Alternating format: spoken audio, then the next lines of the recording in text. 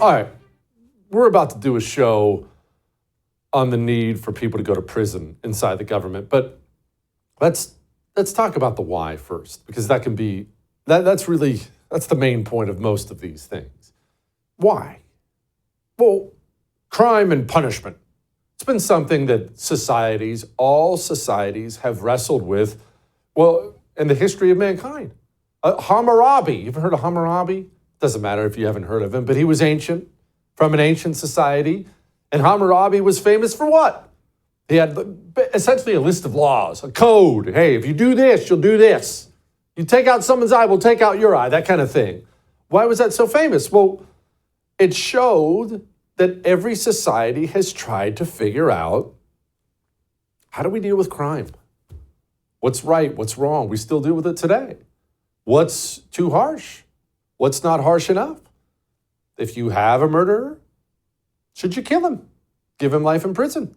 Should you torture him in the public square, pull his fingernails out, leave him to starve to death, burn him alive? These are real questions societies have dealt with throughout history. But the reason societies have dealt with these questions is punishment is necessary. You have to have it. Without some level of punishment, whether you're pulling fingernails out or life in prison, without some level of real, tangible punishment, crime will simply run rampant. That we know too, studying human history. You see it now in America, in big city after big city. Why are all these crime numbers going up so much that they stopped reporting the numbers to the FBI? Why do you think that is? Why do you think cities like New York stopped reporting their crime numbers to the FBI? They stopped prosecuting crime. Crime went up. You have to punish crime. Picture this. You are aware, at least vaguely aware, I would assume, that at some point in time, mid-20th century, the United States government became aware and angry about the presence of the mafia, the Italian mafia, La Cosa Nostra here in the United States of America. And once the United States government took its eyes and focused on the Italian mafia, they went after them. DOJ, FBI, indictments, local police, task force, wiretaps, you name it, they went after them. Now, imagine this. Imagine the government went after the Italian mafia in the mid-20th century. Like I said, all the wiretaps, all the documentation. Hey, we've got you on camera shooting somebody, all these things. And at the end of all that, the government said, all right, it's a lot of murder, drug dealing, prostitution. Mr. Mafia Don, I want your letter of resignation today. It's a joke, isn't it? It's not punishment. What incentive would any of those people have to change their ways if the punishment on the back end was early retirement, probation? Criminals don't change their ways for that. That's not punishment. The United States government is the largest, most well-funded, ongoing criminal enterprise on the planet today. When you look at the various crimes the millions of government people have committed, most of those crimes against you, it could take your breath away when you actually just consider all the horrible things these people have done. Let's look at COVID alone. Just that. Look, we could sit here for 3 hours and go over the examples. Let's look at COVID alone. The United States government just started issuing rules to destroy businesses, to destroy your child's education, to do things to control your body. The United States government, the American president actually at one point in time told the American people, this was Joe Biden, that he was losing patience with us. And then they announced, remember when they announced that you would be fired if you didn't take a COVID vaccine? You understand that alone? Pause. That alone, that's tyrannical. That's insane. That's criminal. And the people who pushed these crimes, the people who did these crimes, it's not just that they were never prosecuted. They laugh at the very idea that they might be prosecuted. Here was Fauci. Senator Cruz told the Attorney General you should be prosecuted. Yeah. I'd have to laugh at that. I should be prosecuted. What happened on January 6th, Senator?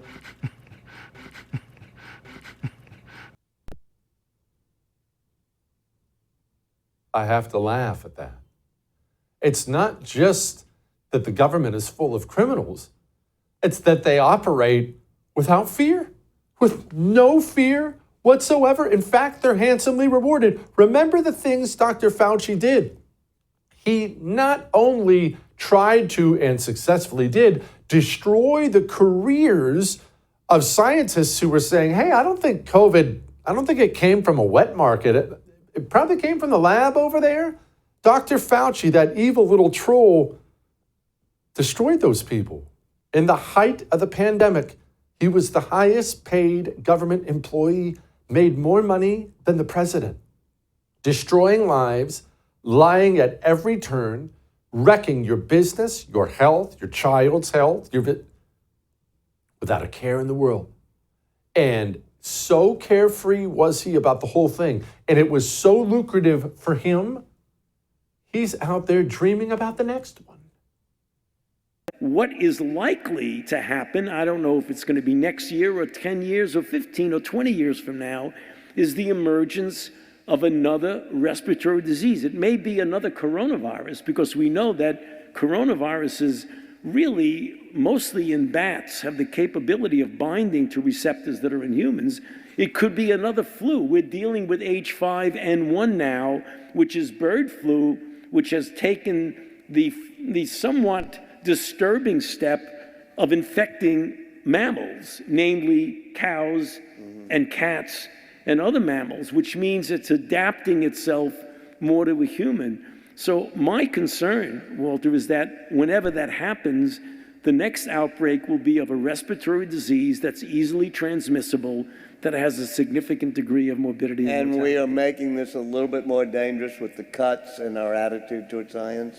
Oh, absolutely. Yeah. Can't cut any of my funding. The next one's going to be deadlier. It was heaven for these people. Which brings me to the Department of Justice. Because, look, the whole point of this show is government people have to go to prison. Why hasn't that happened? It really hasn't happened. I know there's always a Bob Menendez who gets caught with gold bars under his bed and stacks of cash in his suit pockets. I know, but in general, why don't these government people go to prison? Well, how many times during this show have you seen me ask a United States senator or a United States congressman, what can be done to this person? Okay, this person lied. This person did wrong. What can be done? What can be done? And what do they say to me every single time? Every single time they say, well, we referred them to the DOJ for prosecution. Now it's up to them. We referred them to the DOJ for prosecution. Now it's up to them. The Department of Justice is supposed to be the top law enforcement agency, enforcing these laws, not just against you, non-government worker, against people inside of the federal government. But instead, the Department of Justice, under Democrats and Republicans, has become the shield of government criminality, because they never, ever, ever actually prosecute government criminals. And I am starting to get very, very concerned that Pam Bondi is going to follow along the exact same lines every other AG did, from Eric Holder to Bill Barr to Jeff Sessions. We could go on down the list. You know why? Because instead of getting press conferences about the FBI agent who's about to be marched off in chains, I get press conferences like this. We will find out who you are, and we will come after you. Domestic terrorists, foreign terrorists, you better look out, because we're coming after you. And if you've committed fraud, we're coming after you. You better watch out, because we're coming after you. Let me be very clear. If you don't comply with federal law, you're going to be next. Let this be a warning. You can run, but you cannot hide. Justice is coming. Justice is coming. Okay? I wonder if Alejandro Mayorkas, you see, he was DHS head. You remember that, right? Head of the Department of Homeland Security. That puts him over Border Patrol, ICE. That puts him as, we'll call him top security guard, if you will, for America. And as top security guard of America, he forced open the door allowed as many foreigners as he possibly could into the country, criminals, rapists, murderers, drug dealers. He flew as many as he could into the country. I wonder if he's sitting around afraid that Pam Bondi's coming after him. Let's check in with him. I am very proud of what we did do. I would have liked to have wrestled with the question of communication and narration some more. Doesn't seem like he's about to be in leg irons, does it? And that's the problem. All that may have made you uncomfortable, but I am right. We have a great show for you. Hang on.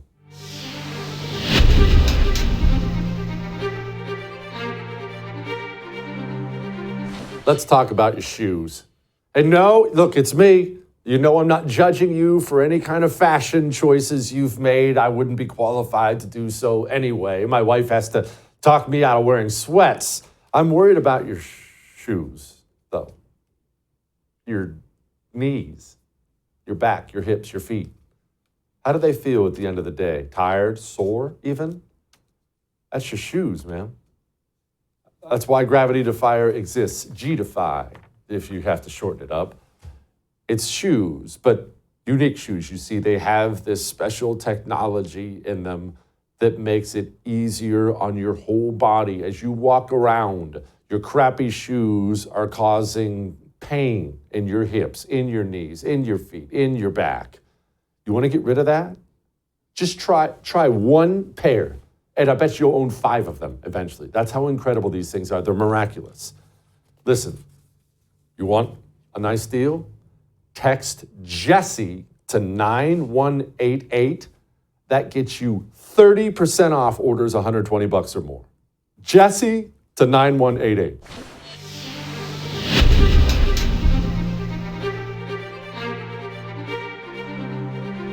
The State Department would be a good place throwing people in prison. State Department has been taking your money and politicking with it across the globe. It's not even doing it domestically. It makes it maybe worse.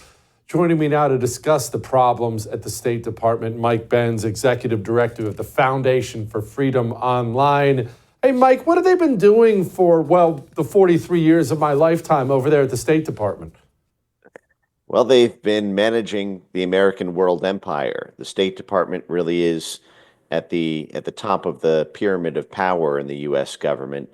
It is where all world affairs are effectively managed. Now, it's supposed to be done so in conjunction with the White House through the National Security Council, but it often has a mind of its own. And this is exactly what's driving the massive reorganization that was just announced at the State Department. And I should note that Secretary Rubio, as well as Undersecretary of State for Public Diplomacy, Darren Beatty, deserve a massive round of applause and thank you from the American people, in my view, for the actions taken last week to eradicate the remnant of the Global Engagement Center, which was really the first ever government censorship agency within the U.S. government, explicitly designed to censor social media. It had tucked itself away after its legal statutory sunset in a group called RFEMI, which is R just means public diplomacy. FEMI is the foreign influence, malign influence. And what they did is, since they knew that there was no way to fire these people, there were about 50 full-time positions, there was no way to fire these people without triggering a giant union fight and legal challenges. They simply eradicated the entire office, as corporations do sometimes to avoid lawsuits. They simply get rid of the role entirely. And that has allowed a really seamless transition back to a free speech focus, although there are several other offices involved, and that is part of what this reorganization is about. There are 132 sub-agencies within the State Department that are now being eliminated per this new reorganization. And these include things like the countering extremism capacity, which was, of course, used to target every populist leader on planet Earth. These include these human rights offices, which are almost always an excuse to try to string up people on charges and create predicates, whether real or often false, in order to create a propaganda swing for an international coalition to come in and bring in things like transitional justice and these rule of law programs to legally target political enemies. Now, what Secretary Rubio is saying is that that capacity will remain, but it will be run out of the U.S. embassies rather than centrally at Foggy Bottom at the Harry S. Truman Building, which is State Department HQ. Now, and I have my own thoughts about the nature of this reorg. I think that Secretary Rubio is absolutely correct. When you look at the org chart of the State Department, it's like looking at something between a Rubik's Cube, Egyptian hieroglyphics, and an Enron accounting sheet balance. It just nothing adds up. Everything takes way too long. There are too many cooks in the kitchen.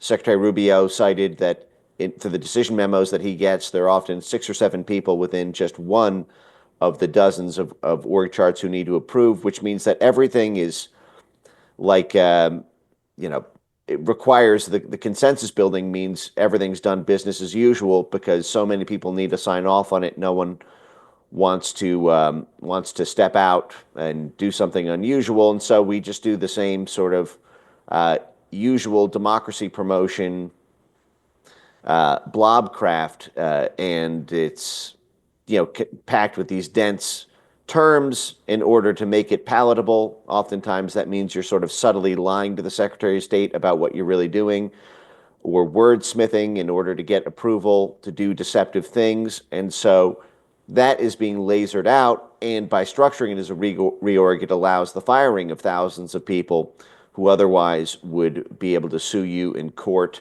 or contest the cause of the firing. So I support it in theory. My concern is by putting the power at the local embassy level, it may allow the local embassies to deceive Maine state, and that I think is a source of concern. Mike, I'm going to ask kind of a 30,000-foot view question because I can actually see this same question going through everyone's mind as they watch this. When most people think about a State Department, anyone's, but we'll make it about ours, they think about a U.S. embassy in France. And what do? They put on, fancy dinners. They do diplomacy, right? They have a dinner. They have a meeting. They talk about Trump's new trade policy. That doesn't sound like at all what our State Department does, Mike. Oh, no. Well, I think it was Jeffrey Sachs who had this quote, which is, what is the only reason that the U.S. is like the only country on earth that's never been overthrown in a revolution from inside itself? And the answer is because the United States is the only country that doesn't have a U.S. embassy. What the U.S. embassy does in a foreign country is it's responsible for handling all American interests inside the country. So oftentimes, for example, if a sensitive political figure gets arrested in the country, the embassy will step in. Or if there are, as you mentioned, trade relations or some law impacting U.S. interests, the State Department will send a delegation. But the other thing the State Department does, its embassy in a country, is it works with the political groups. It works with the civil society organizations. It works with the NGOs. It works with the unions. It works with the judiciary through its rule of law programs. So it works with the judges. It works with the parliamentarians, in addition to working with the president. So because the State Department has tentacles into every aspect of that country's life, it can manipulate every aspect of that country's life in order to turn that country's institutions against its government. And this is the main stock in trade. This is how you see figures like Victoria Nuland spending 30 years at the State Department, serving as effectively the angel of death at Passover, just sort of going door to door, country to country, and delivering the hand of God, which happens to be the Secretary of State's death notice to a government that its democratic life has run out. She was the Undersecretary for Political Affairs at the State Department, which is the worldwide head of all things related to political affairs in every country on planet Earth. And Political affairs, as you can imagine, is something that touches every single one of these things. It's if we don't like that country's politics, we can simply whip up the political affairs office, as well as the democracy, human rights, and labor office, as well as whatever regional office the State Department is, to create this surround sound in that country's media, to create the surround sound in that country's thought leadership through its universities, its legal scholars, its judges, its parliamentarians, its business leaders, until the whole country looks like, and this is the thing, is people who live in these countries don't, very rarely see it coming, or if they do see it coming, they simply can't outmuscle the State Department's budget, which is of course supplemented at all times by USAID, the NGO complex, and often gets top-up funding from the U.S. military through its civil military branch, which concerns civil affairs. So it really is an orchestra conductor of all things regime change. And my concern with the reorganization, as it's been articulated, and I'm sure more details will be forthcoming, is I've seen these regional branches deceive Maine State in D.C. With my own eyes. I don't like the idea of them getting more power, because I could see a small enclave at the embassy, if it's given more power, simply hiding what it's doing or misreporting what it's doing to the Maine State Department, and thereby undermining the purpose of the whole reorganization. But we'll see how it's actually structured. I am excited about the direction things are taking. Okay, can you lay that out for me, Mike? Because you've touched on that already a couple times about how these people at the State Department will just do whatever they want instead of what the president wants, or even maybe what the Secretary of State wants, or even what the ambassador in that particular embassy wants. How does that work? I guess I'm used to the civilian world. My only government job was the Marine Corps. You don't get to do whatever you want. Doesn't the boss watch? What? Well, as you can imagine, probably if you can simply look at the physiognomy of the average diplomat or State Department employee, they're not exactly built for cage fights. But one thing they are built for is clever deception. And this is, if you've ever seen something like Game of Thrones and are familiar with characters like Littlefinger, that's pretty much the resume you need to submit to get a job at the State Department. How Littlefinger are you? And this practice of deception takes many forms. First of all, someone living in Foggy Bottom, D.C., does not have direct boots on the ground in a local country, whether that be Colombia, Peru, Ecuador, Ukraine, Bangladesh, name any country on the map, and they are reliant on the State Department to report back to them what is going on, the local embassy to report back to them what is going on, what happened in the conversations, whether or not the actual field evidence to support what the local embassy wants to do comes from the local NGOs working with that embassy. So they can engineer evidence. They can also back channel with donors and stakeholders that a Secretary of State may feel beholden to. So even if the Secretary of State doesn't want to do something necessarily, things can be shaped in terms of the language, things can be misreported in terms of the evidence, they can be greatly exaggerated. The local embassy can come in not just with the delegation that it sends to the foreign country, but it can come in effectively with a delegation of supporting congressmen or supporting donors or supporting folks who can put pressure on the Secretary of State to do something they don't really want to do. And in conjunction with being deceived about what the thing really entails, they end up greenlighting in a decision memo something that, if they had a clean conscience, or if it was presented to them honestly, they would not, or they weren't under a tremendous amount of pressure at the coalition level, they would not do. And you see this, everyone in the local embassies knows this, and the great game is to get approval for things that you shouldn't be doing, and this is what allows the long leash for the pit bull to essentially escape into low Earth orbit and eat everything, not just around the lawn, but even things way outside in outer space where no dog should belong.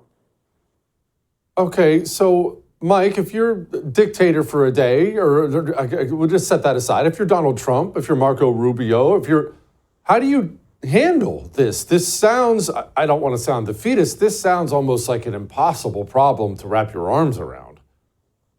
Well, I actually think they're beginning the process of wrapping their arms around it through this reorganization and through the other actions I've seen them take, like this closure of the Global Engagement Center, which was its own octopus to wrap its arms around. The beauty of the reorganization is it allows the mass firing of career State Department blob monsters who outflank, because they so outnumber the political appointees. All these little fingers are always running around trying to undercut the politicals. I felt this myself when I was in there, and this also, remember that careers at the State Department, they go through Republicans, they go through Democrats, so they're familiar working both sides of the aisle and the tactics and coalitions they need from the inside in order to undercut the politicals. And this has also meant that there has been no pro-Trump agenda folks at State Department who are mature in the State Department career civil service, because anyone who's lasted 30 or 40 years at the State Department means that they've gone through Reagan, they've gone through Clinton, they've gone through Obama, and they were put in through one of those presidents. The most mature person who's got a pro-Trump agenda inside state as we speak could have, even theoretically, only been there for 8 years, which means there's a seniority match right now when you look at the simple composition of folks who are either Bushies or Bidenites. And there's almost no civil service for Trumpites. And this reorganization will actually allow that process to play out much, much faster, because they will simply be outnumbered by a far fewer count. And so, one of the ways to, dare I say, cut down on the proportion of being outnumbered by these little finger types is to have enough of your own in there that it's effectively a fair fight. And so I think this is an amazing step in that process. It's coming just 3 months into the Trump administration. It never happened at all during Trump 1.0, which is what allowed the State Department to run roughshod over the White House. So the fact that they're attacking it hard and they're attacking it early, just like they did with USAID, just like they're doing at the National Science Foundation level, and just like they're doing at the NGO front level, I think is just a massive sign of encouragement to the American people that they're delivering on promises. Mike, final subject for this whole thing here, shifting gears away from the State Department, is the Pentagon. The Pentagon can't pass an audit. Trump is out there talking about giving them $1 trillion budget, but this is a corrupt criminal organization that is obviously swindling money and sending it somewhere, right? Yeah. Oh, it's super nasty. And I am very reticent about $1 trillion Pentagon budget. If you're going to do something like that, do it in year 2 after you've got a massive reorg at the Pentagon that shows reform at a fundamental level. I would like to see the Pentagon come out and match the State Department's reorganization project and say that they've cut 150 agencies. The fact is the Pentagon is where the real money is, even at the state level. As I mentioned, the Civil Military Affairs branch of the Pentagon plays in civilian politics, because the Pentagon says that it has an interest in the laws of a country, in the president of a country, in the political affairs of a country, because that impacts the military aspects of that country in terms of its partnerships, its capacities, whether or not there's a U.S. military base, whether or not their own parliament is voting for funding to NATO or for funding to a foreign war in partnership with the U.S. And so the Pentagon also plays regime change games in tandem with the State Department and USAID. This is what Hillary Clinton called the 3 Ds: diplomacy, defense, and development, meaning diplomacy, State Department, defense, meaning Pentagon, USAID, meaning development. And this 3D model is what has allowed so much of this so much of these Pentagon funds, which people think are going to, buy tanks and bullets, they end up going into buying senators and congressmen and NGOs. And so this is a massive, massive problem. And by some counts, the Street reported a $35 trillion accounting black hole in the Pentagon back in 2020. If those numbers are true, that would be larger than the entire U.S. national debt, just with the amount of money that's gone missing from the Pentagon, which is just a stunning figure. And I don't like the idea of cutting U.S. aid, reorganizing the State Department, and then having the Defense Department offset all of those gains by having its own civil military folks take up the function that used to be done by state and USAID. So we really should have a reorganization announced at the Pentagon that goes through the same process. It evades this whole legal challenge by simply eliminating functions entirely, eliminating sub-agencies entirely, and resulting in mass firings in the process. That will allow some evening out of the composition of the internal careers at the Pentagon, which has that same problem, as I mentioned, through the civil service that's at state and U.S. aid. Mike, we got a lot of problems. Thank you for joining us and laying them all out for us. I appreciate you, brother. All right. Steve Deace is going to join us. Talk a little bit about this Hegseth stuff and more next.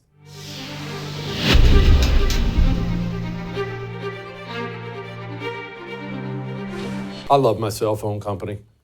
I love it because, look, I respect Vietnam veterans a lot. I'll be honest with you. A lot for what they went through. But there's this ultra cool, amazing little branch of Vietnam veteran. That would be the SOG guys. We're talking the Green Berets behind enemy lines, straight out of the movies, right? Drop these guys in the middle of nowhere, and so many of them died. Just the craziest missions in the world. You know, the CEO of Pure Talk did 2 tours with Mac V SOG in Vietnam. You want to know how a company gets this patriotic, hires Americans? That's how.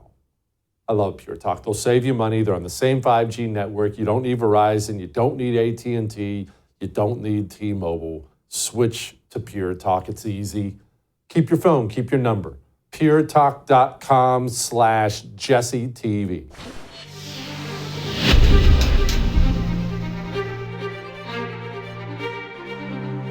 We're also welcoming back former service members who were wrongly forced to leave the military. More than 8,700 service members were involuntarily separated for not taking an experimental COVID-19 vaccine. Others were more informally pushed out or decided to get out. We are welcoming actively back those warriors of conscience. We've sent letters out. We're seeking them out. We want them back. They never should have been forced to come back quickly. Personnel and Readiness Department is working in real time to make that process more and more efficient, more and more direct every single day. It's awesome. I can't tell if it makes me happy or angry. I'm happy about Pete doing it. I'm happy the Trump administration's doing it. But it just brings back all these old anger sharks inside of me, remembering that we just kicked out thousands of our most patriotic citizens because they didn't want a stroke when they were 25 years old. Joining me now, my friend Steve Deace, host of the incredible show, The Steve Deace Show. Okay, Steve, I don't know if I'm happy or mad about all this. It just brings back all that COVID tyranny, and I really need somebody to go to prison, Steve. I don't think you're alone in that, Jesse. And ultimately, you know, you and I are both parents, and anybody who's been a parent for more than approximately 5 minutes realizes that without consequences, you get more of what you've essentially incentivized with your lack of action. I think we also need to understand the level of bureaucracy that people like Pete Hegseth are up against. I mean, for example, a buddy of mine is Davis Johnson. He was one of the very first attorneys that got into this on behalf of these 8,000 plus soldiers that were being really purged from the military for failure to, be an experimental specimen for a non-authorized vaccine. And he was not happy with the initial rollout of President Trump's executive order. But he stayed patient and persistent. He was respectful, but persistent.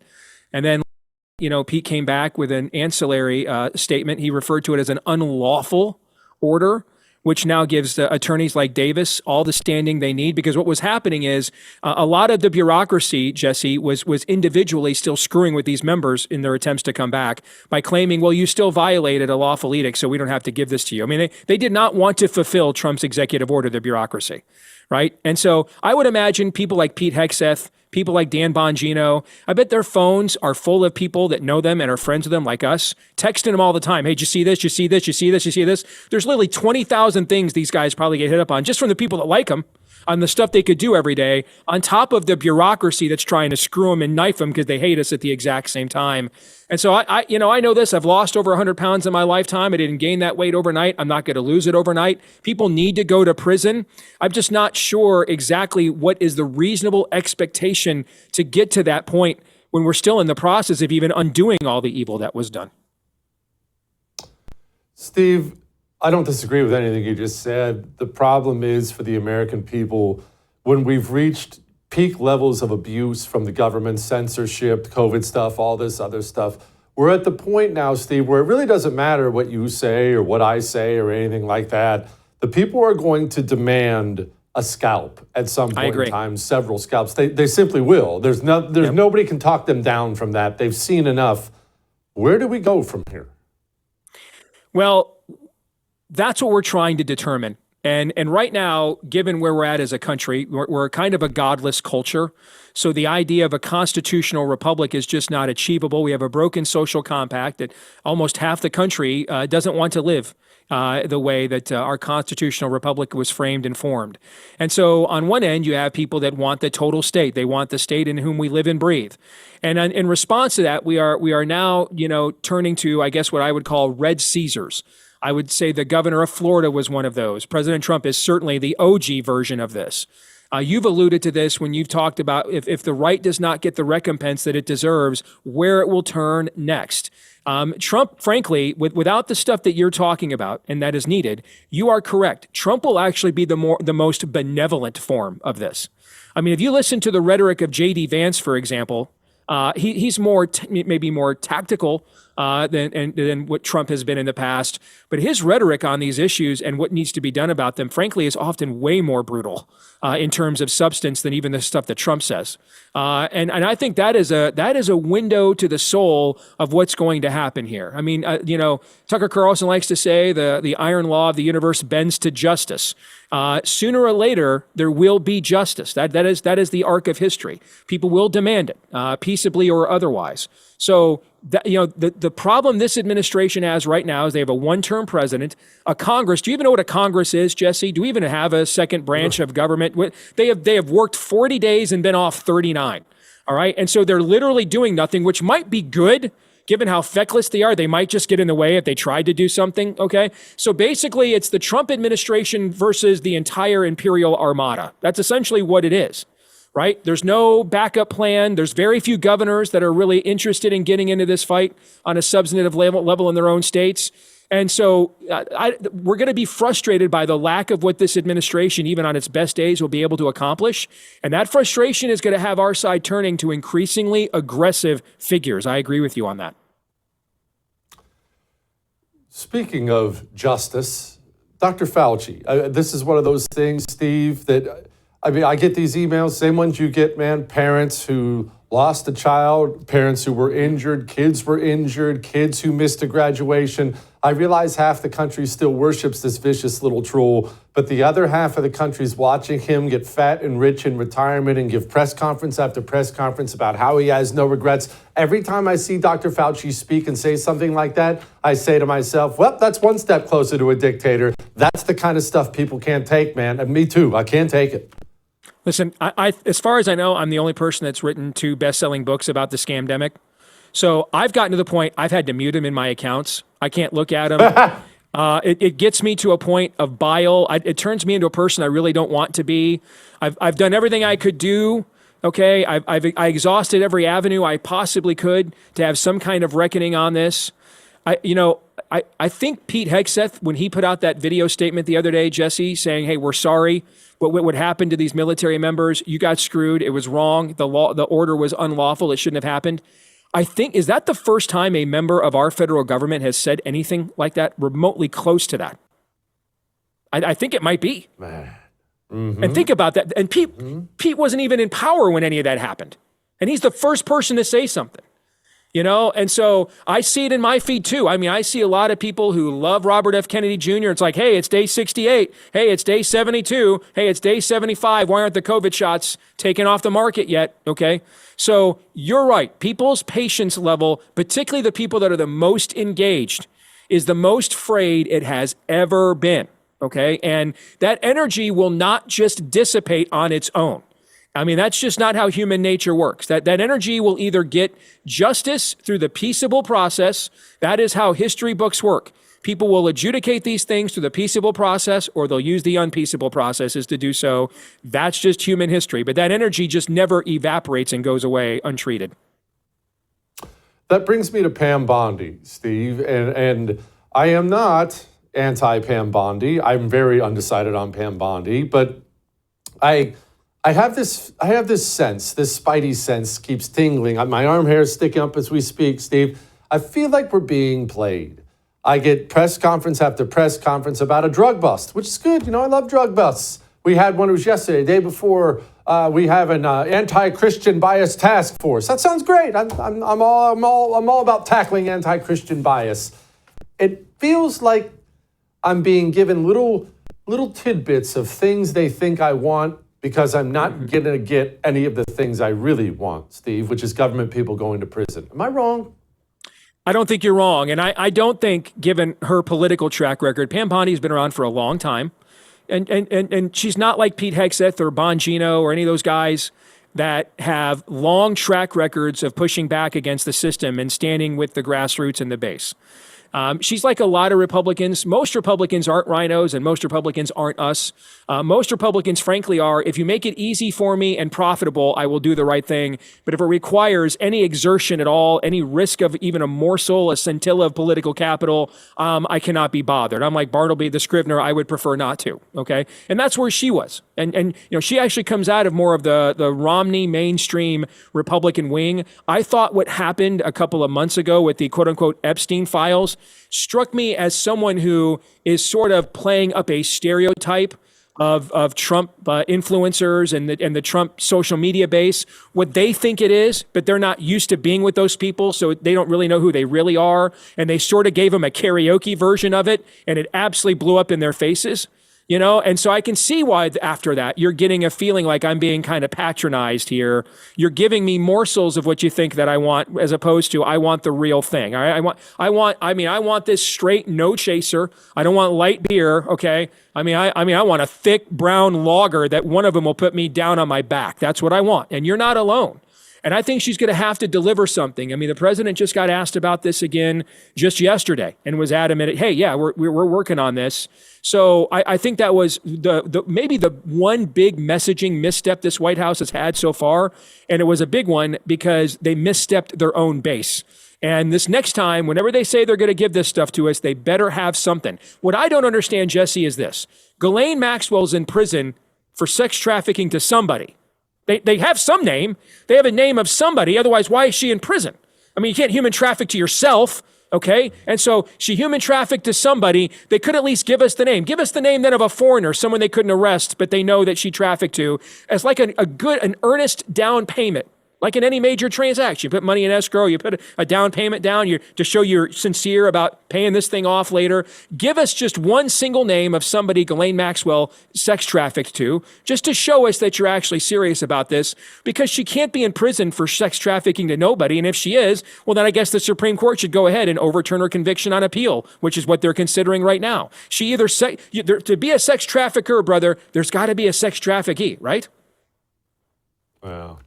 Give us an Italian. Everyone's always game for one of those. That's what I want to see. Steve, thank you, brother. I appreciate it very much. Final thoughts. Next.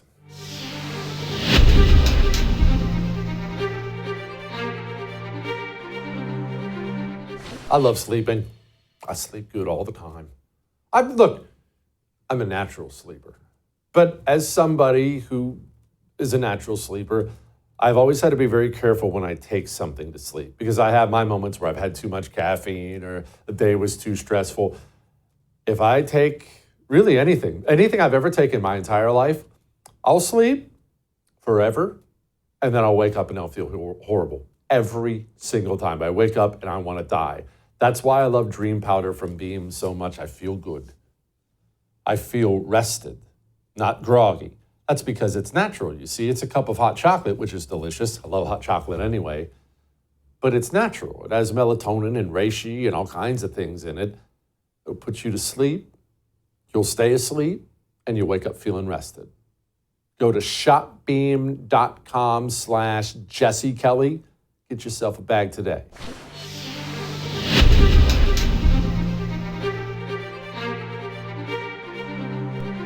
Government people have to go to prison, and it's not because I'm vengeful, not because I'm vindictive. It's because I want my country to prosper. I want my country to remain. And we cannot do that with criminals running the United States of America. Criminals have to face punishment, not just the gangbanger either, not just the illegal either, not just the government criminals should be subjected to the exact same laws you and I are. If anything, you could argue they should be subjected to tougher punishment than you and I are. If we live in a country where they can just commit crimes without consequence, then we don't live in a country anymore. That's a fact. All right, we'll do it again. I would thank you for coming to my YouTube channel, but I know how brilliant it is, and I know you love it here. So subscribe and watch. We're going to start really ramping things up and putting some funny stuff, some interesting stuff out there, some collaborations. Either way, my YouTube channel is officially the place to be. So stick around.